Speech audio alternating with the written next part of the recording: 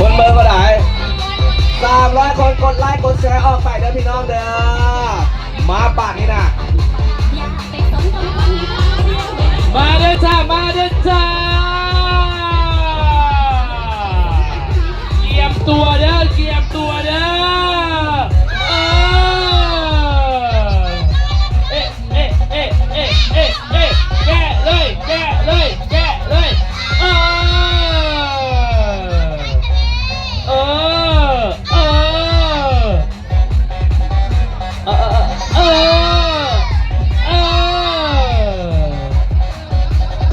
เออแกแล้วตำละ50 ล้านโอ้โหโอ้โหนี่ตำละ5 ล้านตำละ5 ล้านพี่น้องแกแล้วโอ้ my god เออใส่ลงไปใส่ลงไปใส่ลงไปใส่ลงไปใส่ลงไปใส่ลงไปใส่ลงไปใส่ลงไปใส่ลงไปใส่ลงไปใส่ลงไปใส่ลงไปใส่ลงไปใส่ลงไปใส่เลยจ้าใส่เลยจ้าใส่ลงไปขอทางในเด้อขอทางในเด้อขอมือในเด้อขอแน่มาจัด100,000 200,000 300,000 400,000 500,000 600,000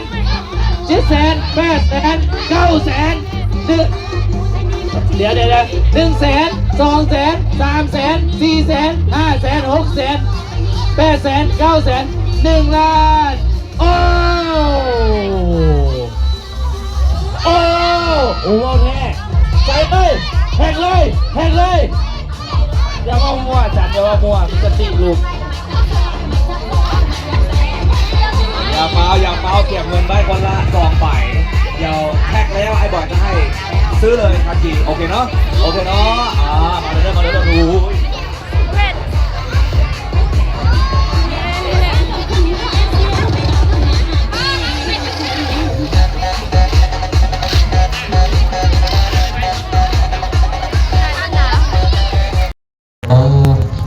สัพพะสัสตาสัสมิสัสนพุทธบริษัททั้งหลายที่ได้มาร่วมบุญร่วมกุศลนำกัน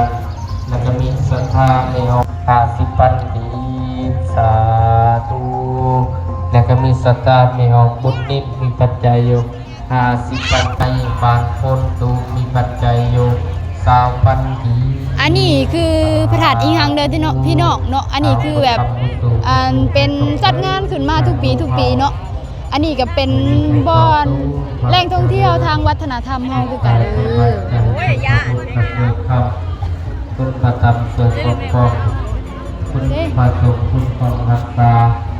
อยากจะออกจากบ้านก่อนมาอีหยังสิถ่ายรูปให้นี่อยากจะยังตามทางของมันต้องแก้วอย่าไม่ยังมาต้องแดงต้องแดงกะลานบ้านกินกุศลแนว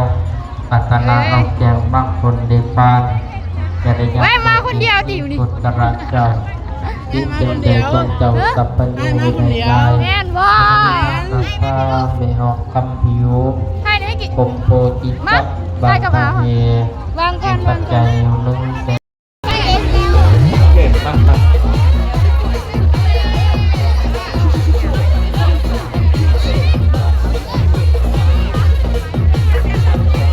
กินอะไรเนี่ย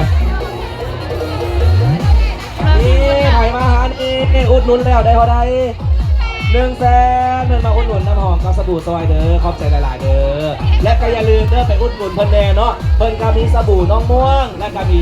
โลชั่นอีกเด้อเจ้าเด้อเนาะติดตามมาโดนด้วยกันเนาะเพราะว่าเพิ่นนี่เนาะมักเฮ็ดบุญมักไปเฮ็ดโครงทานเฮ็ดเพลเนาะแล้วก็ถวายรถถวายเงินซอยวัดสร้างวัดพรเนาะอโนทนาบุญนำเด้อเนาะขอบใจละ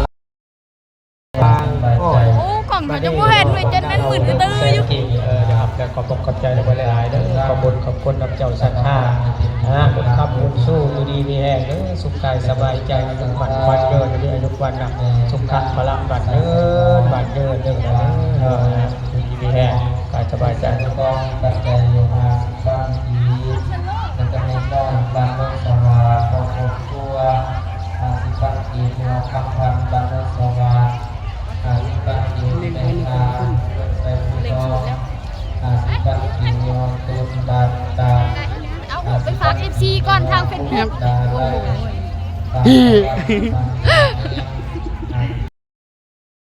มาสวัสดีแล้วเราซื้อเอาเลยนะพี่น้องเด้อสบู่ของข้าวรอบอกต่อเนาะผู้ใดที่ว่าเป็นสิวเป็นฝ้าหน้ามองเข้าหน้าบอตบอใสเนาะหน้าแร่หน้าดำขึ้นแง้มแตกแค่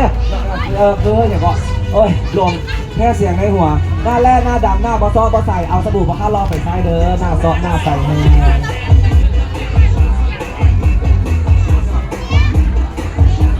เหลือผู้ใ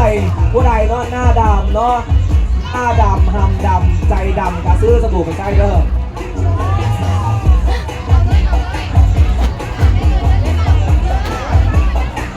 ขอเสียดีมา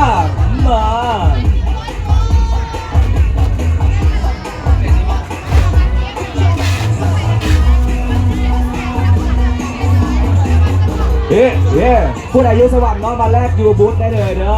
จะได้ไวส่วนผู้ใดที่วันแรกยูทุกแผงที่ว่าป้าใครหน้าข้อหลวงเนี่ยจังไอ้บ่อยมาเปิดบูธแจ้งไปในข้อความแล้ววะเนาะอาจจะช้าหน่อยหนึ่งแต่แรกรางวัลในบรรลุโกนเจ้าได้แท้ได้จริงอยู่แล้วล้อหน้าต่างชื่อต่างนะครับเพราะไอ้บ่อยมาเปิดบูธทอดวันที่5 ที่ 6 ที่ 7นี่ถ้ามีโอกาสจะได้พยายามสารละวันถ้าไม่มีโอกาสโคทูเวียงจันทร์